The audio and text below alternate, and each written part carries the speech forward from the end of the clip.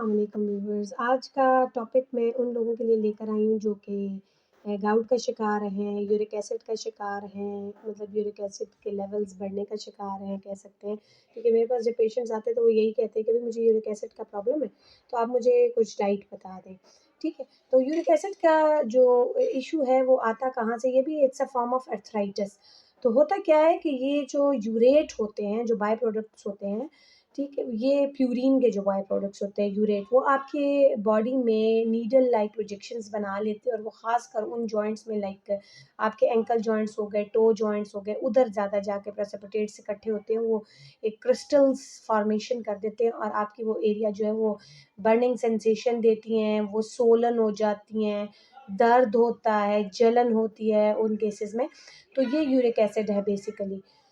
उसमें जो dietary intervention है, वो होता क्या है कि वो वाली खुराकें जिनमें प्यूरीन कंटेंट ज़्यादा हो। प्यूरीन कंटेंट तो तकरीबन अब अगर आप देखें, आप एनालिसिस करें एक्सक्यूज़ मी, तो हर एक खुराक में प्यूरीन है। किसी में कंटेंट ज़रा ज़्यादा है, प्यूरीन का अमाउंट थोड़ा ज़्यादा है, किसी में थोड़ा अमाउंट कम है। तो इनमें भी जैसे मैंने आपको डायबिटीज़ पे एक वीडियो की थी, तो उसमें मैंने आपको बताया था कि जैसे ट्रैफ़िक सिग्नल्स होते हैं, तो इसमें भी सिग्नलिंग की तरह से हम एक डाइट चार्ट प्रिपेयर करते हैं, जिसमें रेड ज़ोन होता है, येलो ज़ोन होता है और ग्रीन ज़ोन होता है। उसके अकॉर्डिंगली लाइक जिसमें प्यूरीन कंटेंट ज़्यादा है, वो रेड ज़ोन है, जिसमें थोड़ा मॉडरेट है वो येलो ज़ोन है, जो आप मॉडरेटली वो खुराकें ले सकते हैं और जो आप फ्रीली ले सकते हैं, उनमें नेग्लिजिबल अमाउंट होता है प्रोटीन का, तो वो ग्रीन ज़ोन में आती हैं। ठीक है? तो उसमें हम करते क्या हैं कि मैं वो डाइट चार्ट एंड पे आप लोगों के साथ शेयर भी कर लूँगी कि क्या है, क्या नहीं, ठीक है? बहुत कम टाइम के लिए अक्सर लोग मुझे कहते हैं बहुत शॉर्ट टाइम के लिए कुछ सेकंड्स के लिए डाइट चार्ट आता है, तो उसका मतलब वो चार्ट मैं आपको देती हूँ एक आइडिया लेने के लिए। वो चार्ट इसलिए नहीं होता कि अगर आपको मैंने बता दिया तो आप वो उसमें आप अपनी मर्ज़ी से खुराकें उसी तरीके से खाएँ, मतलब अगर आपको मैंने ग्रीन ज़ोन बता दिया तो आप वो बेतहाशा खाएँ। उसमें आपने डाइट अपनी जो है वो मेंटेन करवानी है, अपनी डाइट प्रॉपर एक किस्म का प्लान बनवाना है, मील प्लान बनवाना है, जो आप गाउट रन कर रहे हैं या कोई भी डिज़ीज़ रन कर रहे हैं या आप नॉर्मल इंडिविजुअल हैं, बस आपने जस्ट वेट कंट्रोल करना है या आपने वेट गेन करना है, तो हर एक के लिए आपकी अपनी डाइटिशियन होनी चाहिए और वो आपका असेसमेंट करने के बाद आपका एक मेन्यू प्लान करे।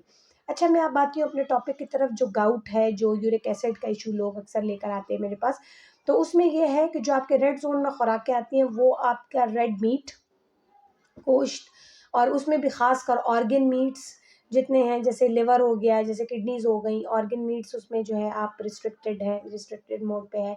उसके अलावा आप दालें और लोबिया, ये रिस्ट्रिक्टेड मोड पे है, ठीक है? और कुछ दालें जो हैं लाइक आप लोबिया और चना जो है वो आपका रिस्ट्रिक्टेड मोड पे है, बाकी जो दालें हैं वो आप मॉडरेट ज़ोन में दे सकते हैं, ठीक है? फिर आप रिस्ट्रिक्टेड मोड पे चले जाएँ तो ग्रीन लीफ़ी वेजिटेबल और फिर डीप सी फिश, जिसमें टूना हो गई, जिसमें सार्डीन्स हो गए, इस टाइप के फिश। अब नॉर्मल आम फिश जो है वो जैसे सिल्वर और इस टाइप की जो फिशेज़ होती हैं, वो ले सकते हैं इन मॉडरेट अमाउंट, ठीक है?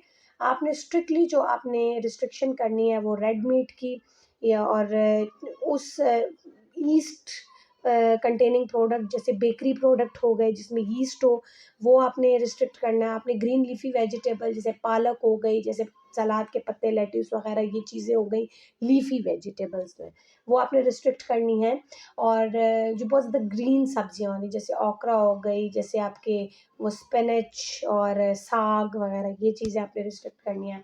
उसके अलावा आपने दालों में ख़ास तौर पर जो रिस्ट्रिक्शन मोड पे सॉरी डालना है, वो आपके लोबिया, चना, ठीक है?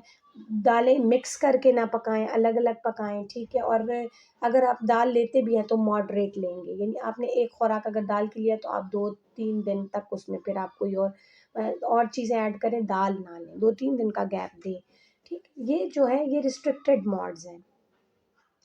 जिसमें मिल्क एंड मिल्क प्रोडक्ट में आप जो फैट कंटेनिंग मिल्क है वो रिस्ट्रिक्ट करेंगे। आप जो स्किम्ड मिल्क है, स्किम्ड मिल्क प्रोडक्ट्स हैं वो आप ले सकते हैं। जिसमें पीनट आप रिस्ट्रिक्ट करेंगे, नट्स वगैरह में पीनट आप रिस्ट्रिक्ट करेंगे, बाकी नट्स अलाउड है। आप फिर येलो ज़ोन में आ जाएँ तो आप येलो ज़ोन में अपना लीन मीट ले सकते हैं, चिकन का एक पोर्शन ले सकते हैं, कुछ छोटा-सा एक पीस ले सकते हैं। आप मॉडरेट में अपना जो है तकरीबन अगर ग्रीन लीफ़ी वेजिटेबल लेना चाहते हैं तो वंस इन अ वीक आप वो भी ले सकते हैं।